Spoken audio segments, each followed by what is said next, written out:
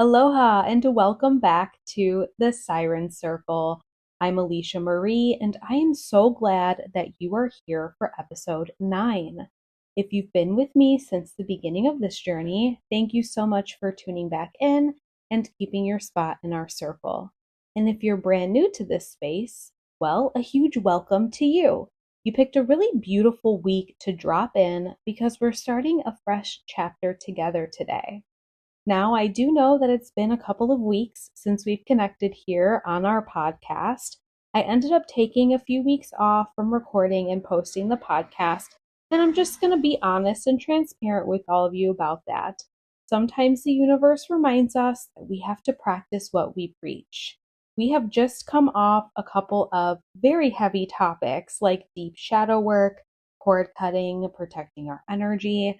And I had a point in my journey where I was being told to just take a moment to pause, step back, and recharge my own batteries. If you missed any of those episodes, make sure you go back, tune in, and if you're being called into taking a moment, stepping back, and recharging, be sure to honor your energy and do that as well. It's been a true integration period for me, and it reminded me that spiritual work is not a race. We are allowed to step away, to refill our cups, and when we do show up, we are speaking from a place of true alignment rather than burnout or exhaustion. So thank you so much for your patience. Thank you for waiting for me, and mahalo for stepping back into the circle with me today. Now that we've cleared out all of that energy and we have taken that necessary break, it is time to move into this building phase.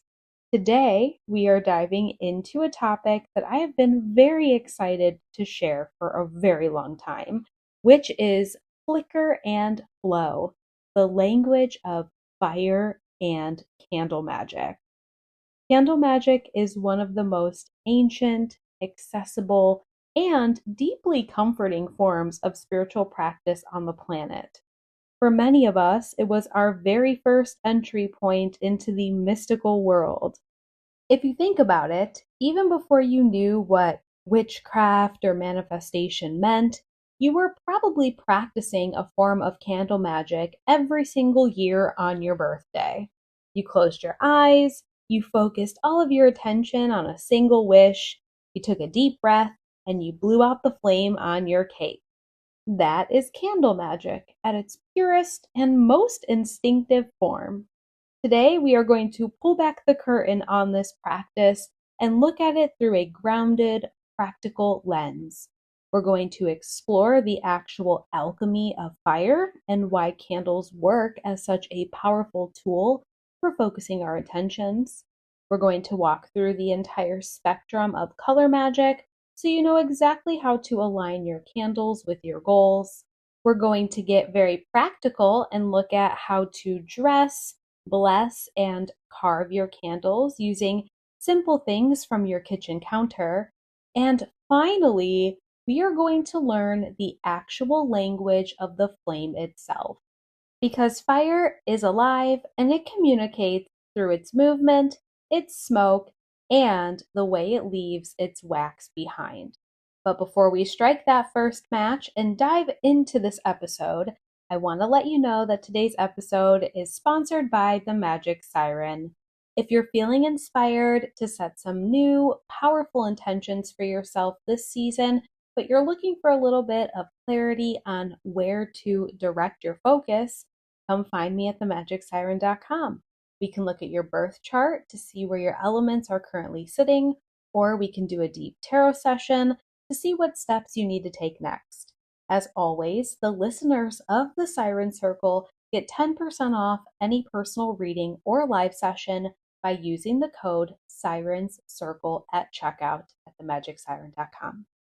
All right, now let's go ahead and get into the magic of fire.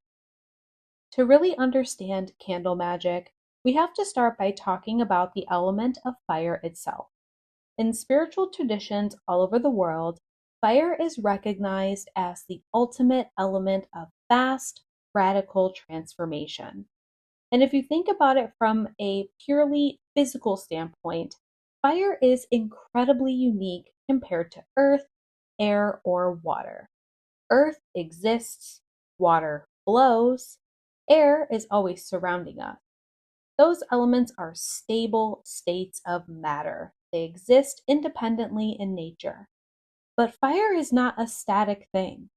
Fire is a chemical reaction.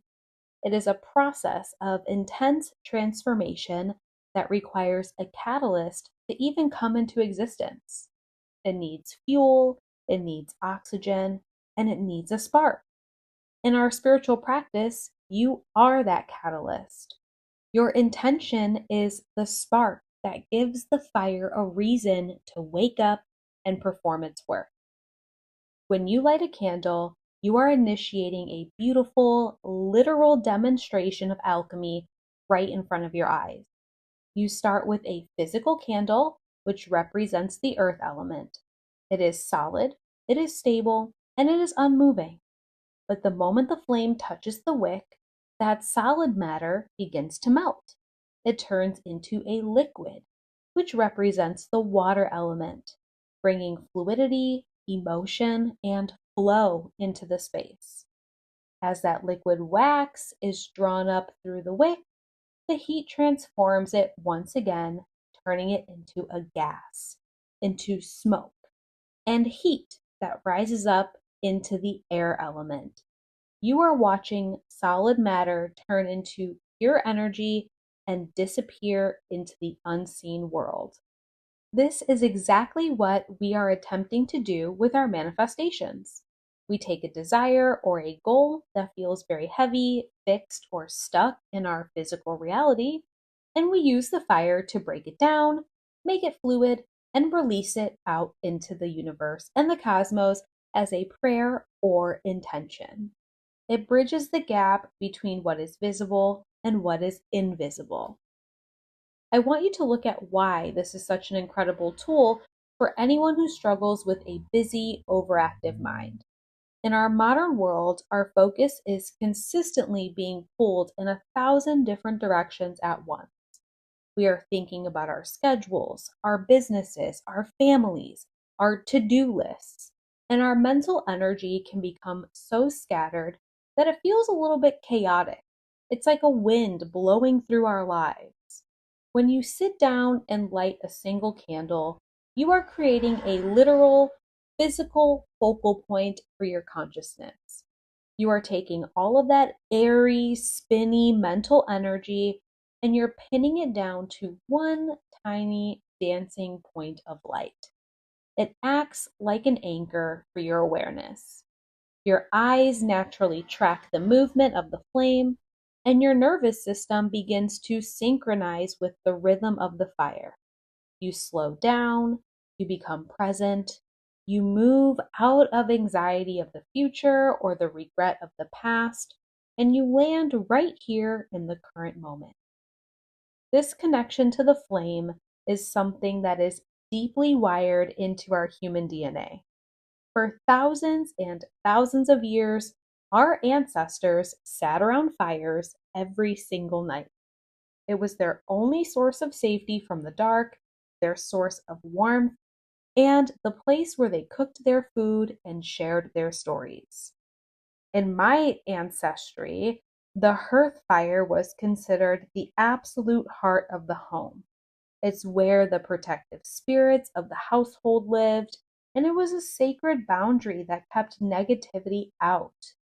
When you light a candle on your desk, or your nightstand, or even your kitchen table today, your subconscious mind instantly recognizes that ancient symbol. It tells your body that you are safe, that you are warm, and that it is time to focus on the work at hand. Now, a question that I get asked all the time by people who are just starting out is, Alicia, what kind of candle do I need to buy? Do I need one of those big hand poured beeswax pillars that have all the crystals and the dried herbs on them? And my honest answer to you is absolutely not. Those candles are gorgeous, and I love a luxury candle just as much as anyone else. But the universe does not care about the price tag on your candles or your wax. The magic does not live in how much money you spent at a crystal shop or how many herbs you spent money on this week. If you have a simple white tea light from the dollar store, or even a tiny leftover birthday candle from a box in your kitchen drawer, you have more than enough of a powerful tool for magic. In fact, there are times when a smaller candle is actually much better for the specific work that you are doing. If you're setting a quick intention for the day, or if you are performing a ritual where you want to watch the entire process unfold from start to finish, a tiny chime candle or a birthday candle that burns down in 15 minutes is perfect. You don't always need a massive pillar candle that takes 40 hours to complete its cycle. The candle itself is simply the physical body or the battery for your spell. Your focus, your breath, and your clarity are the actual soul of the ritual. So, as we prepare to move into the specific details of color magic and how to craft your intentions, I want to invite you to change how you look at the candles in your home. They are not just decorations, and they are not just things that we light to make a room smell nice.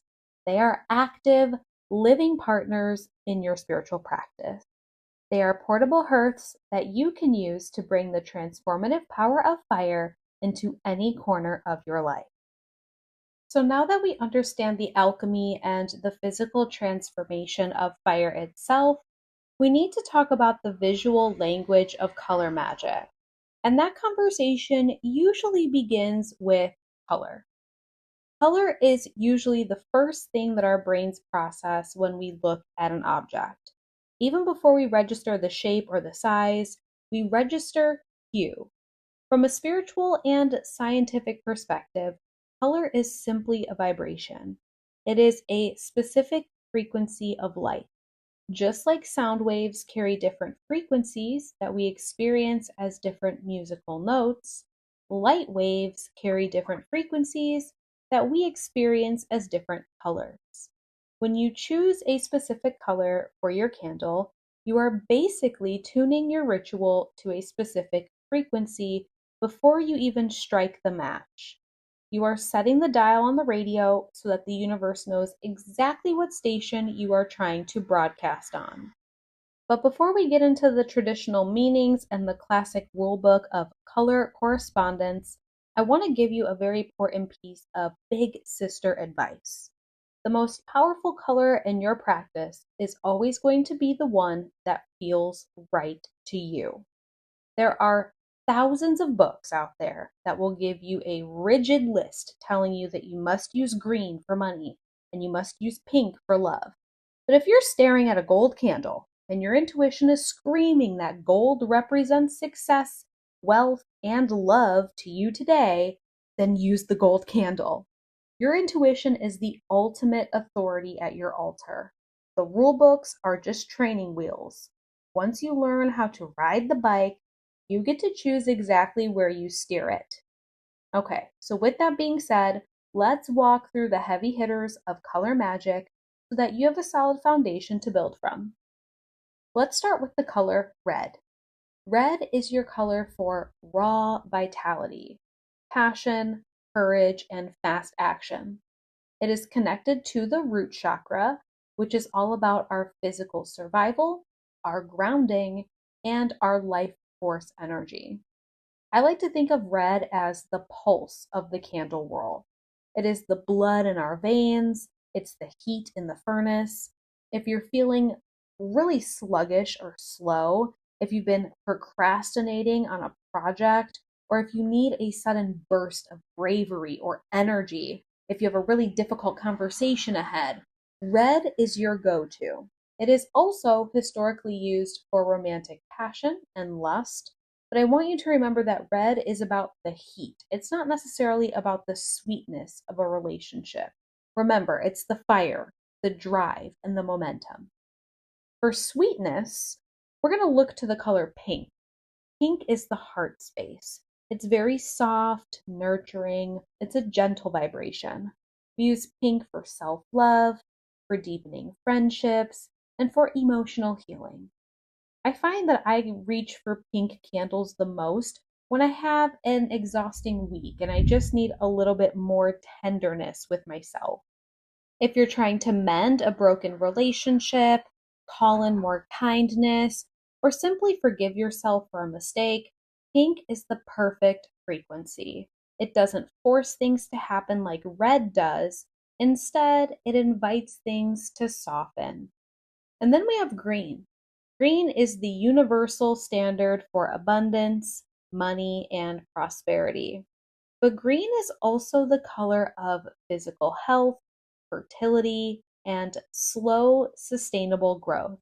It is the energy of the earth as well as the garden. When I was first starting out and I was really trying to build my business from the ground up, I used green candles almost exclusively because I wanted to grow my roots deep into the soil. Green is not usually for winning the lottery or getting rich overnight. It is for building wealth that lasts. It's for growing a project from a tiny seed into a massive, stable tree. Now, blue is all about communication, tranquility, and peace. It's connected to the throat chakra. If you are a writer, a speaker, or if you're in a situation where you feel like you are just not being heard or understood, blue is your ally. It helps clear the pathways of communication. I also love using blue candles for cooling down a situation. If there's been a lot of heat, anger, or arguing within your home, lighting a blue candle can feel the exact same way as pouring a bucket of cool, fresh water over a raging fire. It brings the temperature of the room down and it restores some clarity. Next, let's talk about purple. Purple has been associated with royalty and the divine for centuries.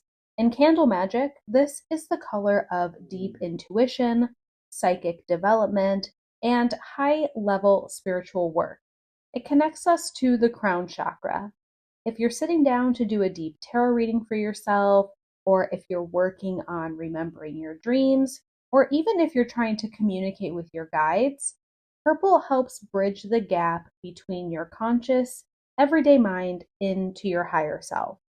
It is a very strong and powerful energy, so use it when you are ready to really listen to the answers that are going to come through. I want to spend an extra moment on black candles because there is so much unnecessary fear surrounding them. There is a lot of misinformation online that claims black candles are only used for dark work or hexing, and that can feel very intimidating for beginners. But in my practice, and in many traditional practices, black is the ultimate protector. Think of the color black like a massive sponge. It absorbs. If you're trying to banish a bad habit, if you are breaking a toxic cycle, or if you feel like there is a heavy negativity in your physical space that really needs to be neutralized or removed, black is your absolute best friend. The black candle can act as a shield. It takes the energetic hit, absorbing negativity, and it burns it away so that you do not have to carry it on your own. And then finally, we arrive at white candles. If you remember absolutely nothing else from this entire episode today, please remember this rule. A white candle is your joker card. It's your wild card. It is the master key of candle magic. A white candle can stand in for any other color on the spectrum. From a scientific perspective, pure white light actually contains every single other color of the rainbow within it. So if you do not have a green candle for money working, you can use a white candle. If you do not have a pink candle for a self-love ritual, you can use a white candle. White represents purity, cleansing, total clarity, and pure source energy. I always keep a huge box of white candles as well as tea lights, chime candles, all of them. Any white candles, I keep them in my house because they are the ultimate emergency tool. They are completely neutral, which means that they are a blank canvas for whatever intention you need to set in that very moment. Now, let's shift gears for a minute and talk about the physical shapes and types of candles, because the form of the wax can actually dictate the timeline of your magic.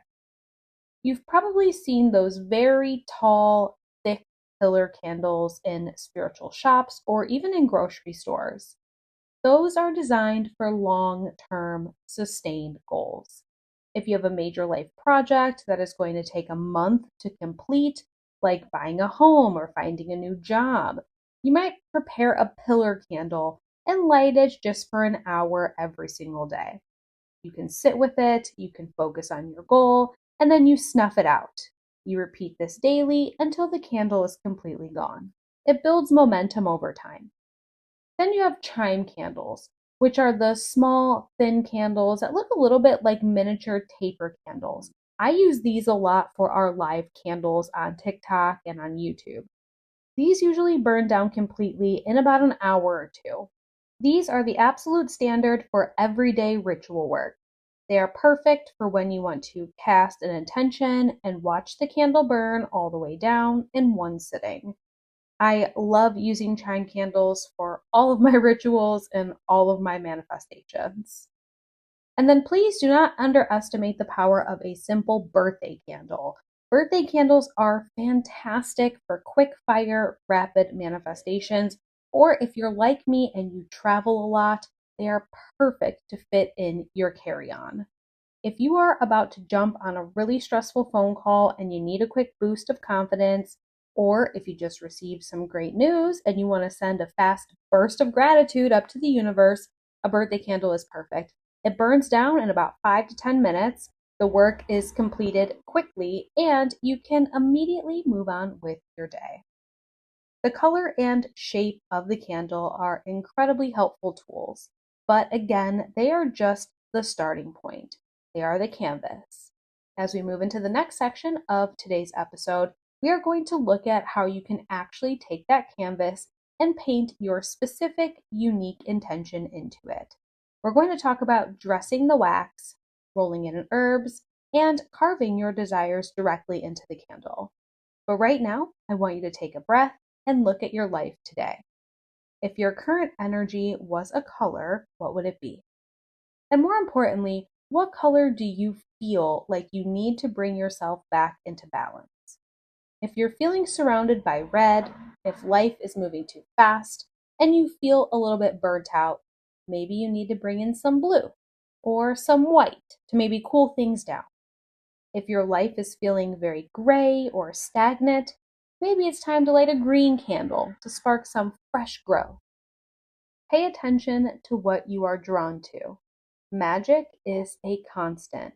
It's ongoing and it's a conversation between you and the universe. The color is just one of the most beautiful ways that we get to speak the language. Okay, so now you have your candle, you've chosen your color, you've picked out the size, and you're sitting at your table. The very first thing that we need to do before we strike the match and light the candle is prepare the wax, because right now that candle is your blank canvas. It is a piece of wax that was made into a candle, packed into a cardboard box, shipped on a truck, and handled by the clerk at the store. It has collected a lot of random, chaotic energy along the way. Before it can hold your specific intention, we have to clear off all that background energy. Now, you can clear your candle in a few different ways. You can pass it through the smoke of an incense. You can ring a bell over it to break up the stagnant energy with sound. Or if you want to keep it really, really simple, you can just hold the candle in your hands, take a deep breath, and visualize a bright white light washing over the wax, pushing all of that energy out and down into the earth. You're basically wiping the slate clean. You are telling the candle that it is no longer just an object from a store, it is now a sacred tool. Once the candle is clear, we move into the physical preparation. This process is called dressing your candle. Dressing a candle is how you give the fire its specific instructions. It's where you get to put your hands on the magic, and it is my absolute favorite part of the process because it is so fun, it is so practical, and it's hands on. The first step in dressing your candle is carving. You want to literally etch your intentions into the physical body of the wax. You don't need any fancy tools for this. You can use a toothpick or a sewing pin, or even a clean nail from your toolbox works perfectly. By physically carving into the wax, you are engaging your body into the spell. You're not just thinking about your goal anymore. You are using your muscles and your focus to imprint that goal into the material world. If you're doing a ritual to bring more abundance into your life, you might take your toothpick and carve the word growth or wealth down the side of a green candle. If you're doing a protection ritual, you might carve your own name into a white candle, followed by the word shield. You can carve symbols, a dollar sign, a heart, a simple star. The universe speaks the language of symbols fluently.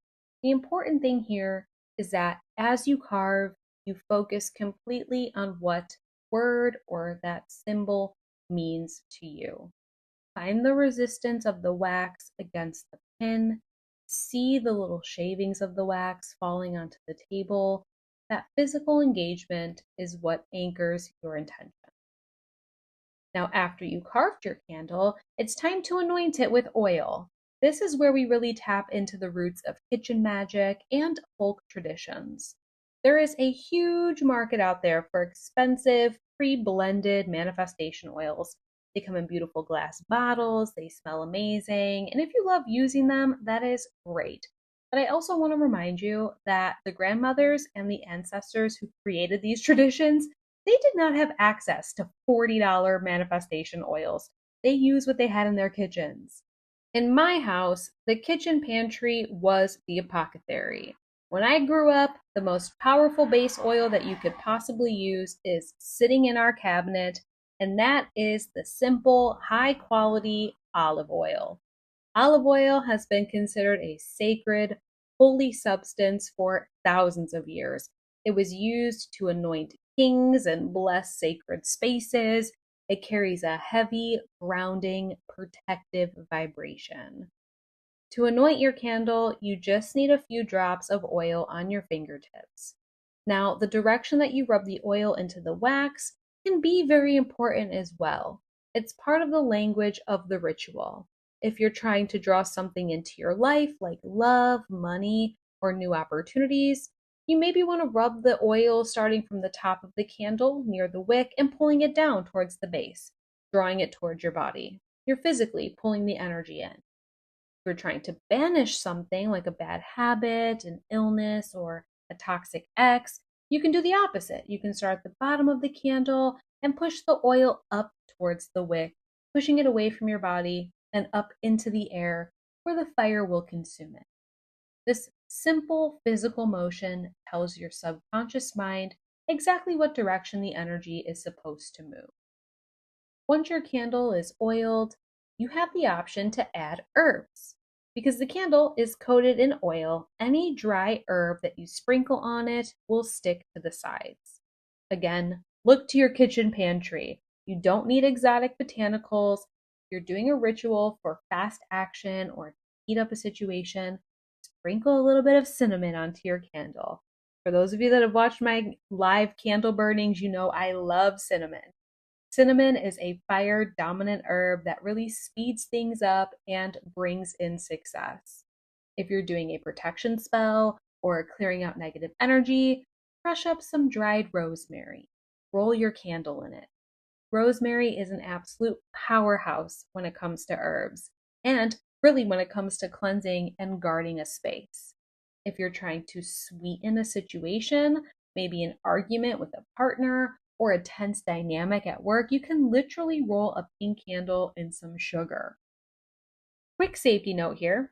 Less is always more when it comes to adding herbs to a candle. You only need a little bit. If you roll your candle in a thick layer of dried leaves, the entire outside of the candle might catch on fire, and you might have a bonfire going on your desk or your table. We want a focused flame, not a hazard. Remember, only you can prevent wildfires. And being a wildfire survivor, I'm all about fire safety. So just a little dusting is all you need. The energy of the herb is present whether you use one speck of rosemary or an entire handful. The final step in preparing your candle is the blessing or the spell. This is the moment right before you light the match. I want you to focus in on your fully dressed candle. It's carved, it has its oils, it has the herbs, and close your eyes for a moment. Take a deep breath, slow your breathing, and say your spell or your intention out loud. Tell the candle what job it has to do. Be clear, be direct, and then strike your match or flick your lighter and light the wick. You've done the preparation, you've built the vessel. Now you get to take a step back and let the fire do the heavy lifting. Now that your wick is officially lit, you enter the most interactive part of the entire ritual. This is where we shift out of the doing phase and more into the listening phase. In the spiritual community, reading the behavior of a flame is called pyromancy. It's one of the oldest forms of divination in human history, and it's based on a very simple truth. Fire is alive. It reacts to the environment, it reacts to the room, and most importantly, it reacts to your unique energy field.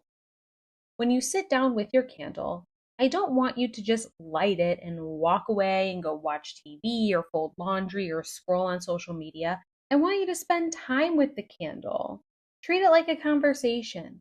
The fire is going to give you real-time feedback about your intention, your clarity, and any obstacles that might be standing in your way. Your job right now is to learn how to read its body language. The first type of flame that you might encounter is a tall, strong, and completely steady flame. This is the ultimate green light from the universe. When a flame rises high, it stays bright, and it doesn't flicker or sway, it means that your intentions are completely clear. There is no internal resistance inside of you, and there is no external resistance blocking your path. The energy is moving fast, it is highly focused, and the magic is working exactly the way it is supposed to. When you see a flame like this, it brings a sudden sense of confidence and peace into the room. You can just exhale, thank the flame, and trust that the work is already in motion. But sometimes you're going to light your candle and you're going to get the exact opposite. You're going to get a low, weak, struggling flame. It looks like a tiny, dim pinpoint of light that's barely keeping itself alive. And it might even look like it's drowning in its own melted wax pool. This can feel a little bit frustrating when you're trying to manifest something beautiful, but it is an important message all on its own. A low, weak flame usually means that there's a lack of energy or a lack of clarity behind the intention. It might mean that you're trying to manifest something that you don't actually want deep down, or that you're feeling completely drained and exhausted. Remember, the fire uses your energy as part of its fuel. If you're running on empty, the candle is going to reflect that. It can also mean that there could be a heavy block or a lot of opposition around your goal. If you see this happening, don't panic. It's just a sign to take a moment, pause the ritual, snuff the candle out, take a day or two to reassess what you are actually trying to achieve, ground yourself, and then try again when your own batteries are filled. Another very common behavior is flickering, dancing, or a jumping flame. This is a flame that is constantly moving. It stretches up high and then comes back down. It sways from side to side, even when there's no draft or wind in the room. In many traditions, a dancing flame is a sign that spirits, ancestors, or your personal spirit team are actively present in the space. They are entering the circle, leaning into the fire, and attempting to communicate with you or work on your behalf. However, from a psychological perspective, a flickering flame can also represent emotional vitality. If your mind was racing when you lit the wick, or if you were feeling highly anxious, angry, or scattered, the flame is going to mimic that. It is showing you that your intention is not quite stabilized just yet. It is a prompt to take a few of those anchoring breaths that we talked about, bring your awareness back to your feet, and see if you can calm your internal space until the flame settles down with you. Then we have vocal candles.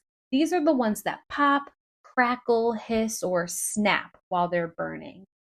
Because of my background in sound healing, I pay very close attention to this specific behavior.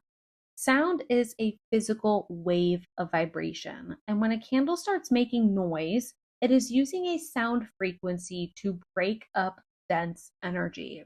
It means that the fire is actively fighting through resistance. It's hitting a block in your path, and it's literally burning it away.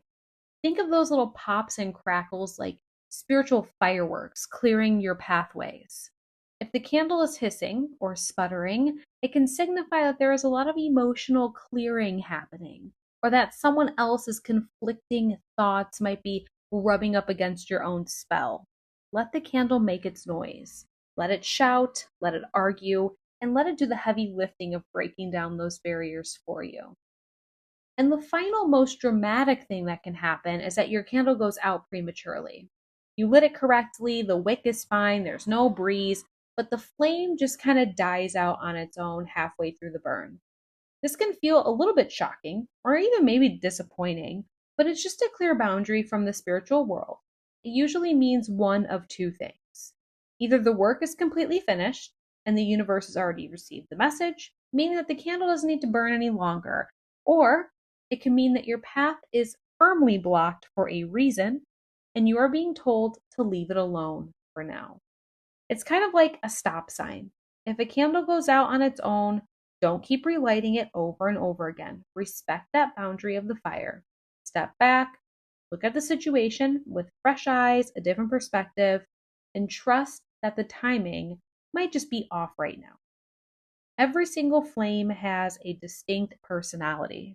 And the more that you practice, the more of it that you will start to recognize in the unique way that your candles talk with you.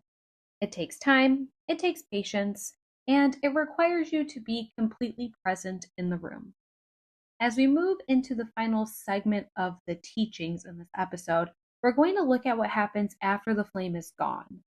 We're going to talk about the art of reading the leftover wax, looking at the soot in the glass, and how to properly close out your ritual so that the magic continues to flow after the candle is out.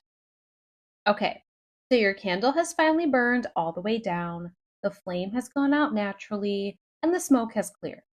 This brings us to the final layer of the language of fire, which is reading the remains of the candle. It's the leftover wax, the shape of the melted pools, and even the marks left on the glass if you're using a container candle. Just like the flame tells you how magic is moving in real time, the wax leaves behind a map of the final outcome. If you're using a jar candle or a 7-day glass candle, one of the first things that you want to look at is the glass itself. Sometimes you will notice a layer of black soot coating the inside of the jar.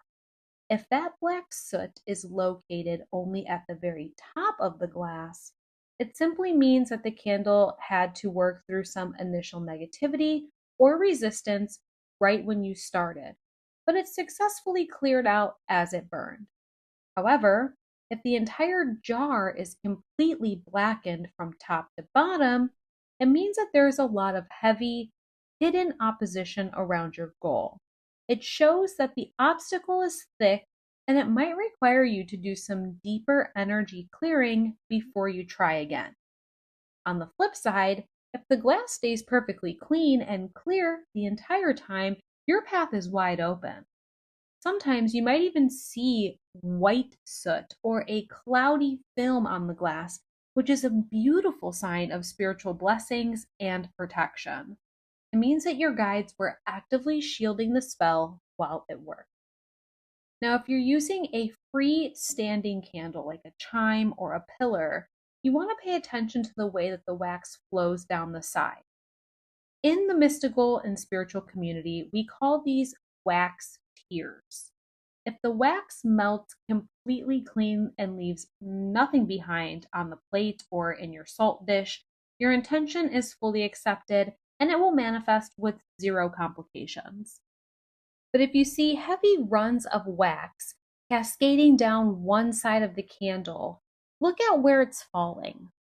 If the wax is tearing down the side of the candle that faces towards you, it means that you are pulling the manifestation in quickly.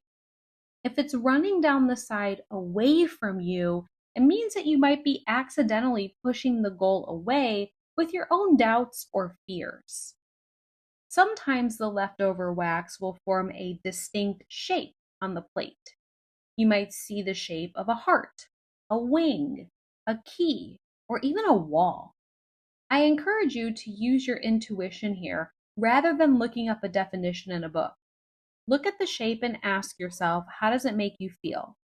If the leftover wax looks like a messy, tangled knot, you know that there are still some complications to untangle in your life before the manifestations can fully come in.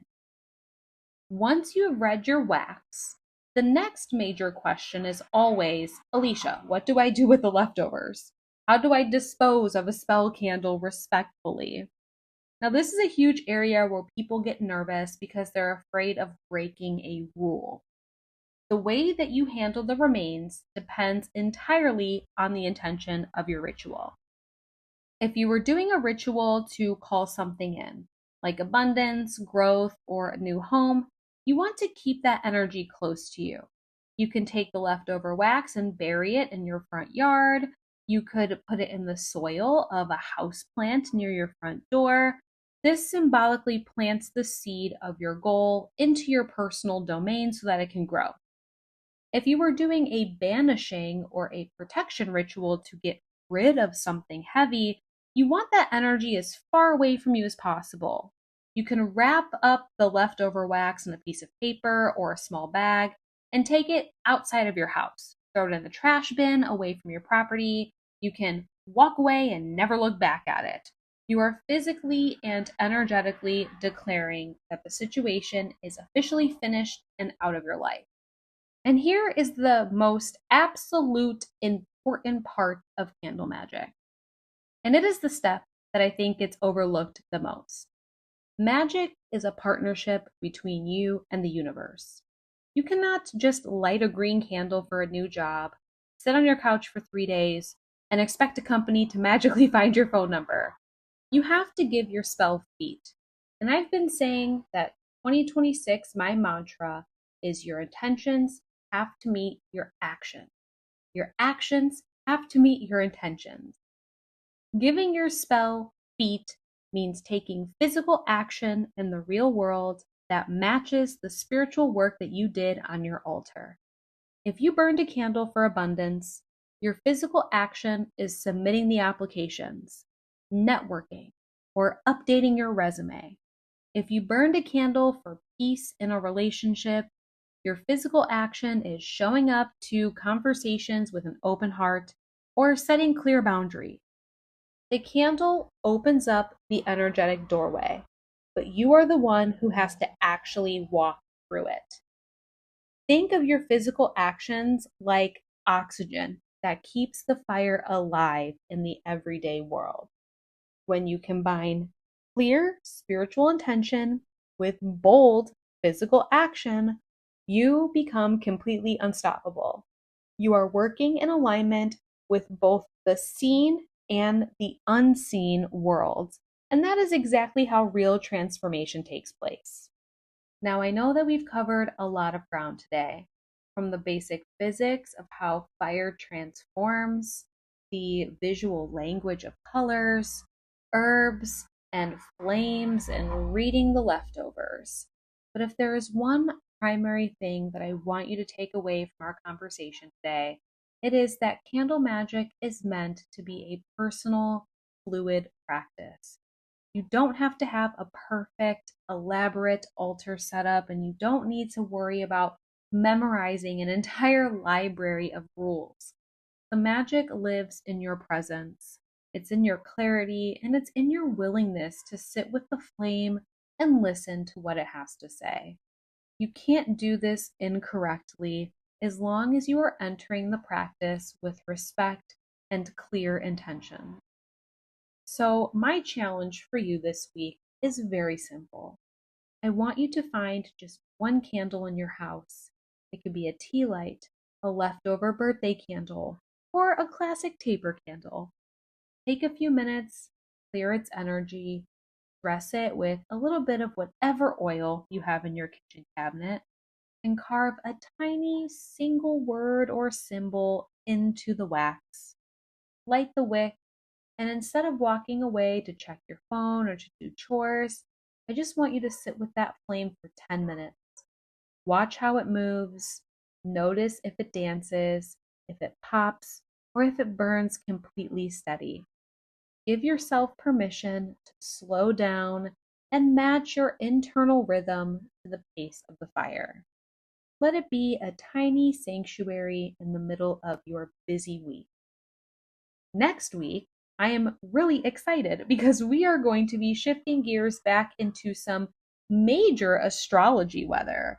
We are going to dive deep into the massive astrological transition, which is Uranus entering Gemini.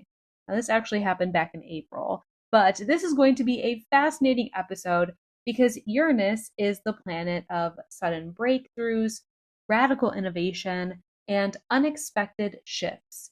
And when it moves into a lightning fast air sign like Gemini, the collective energy is going to get incredibly buzzy. We are going to talk about what this means for our communication, our technology, and how we process information on a global scale over the next several years. It is going to be a powerful, forward-moving conversation, so make sure that you're subscribed so that you don't miss a single second of it. Thank you so much for spending your Sunday with me and sharing your energy with this circle.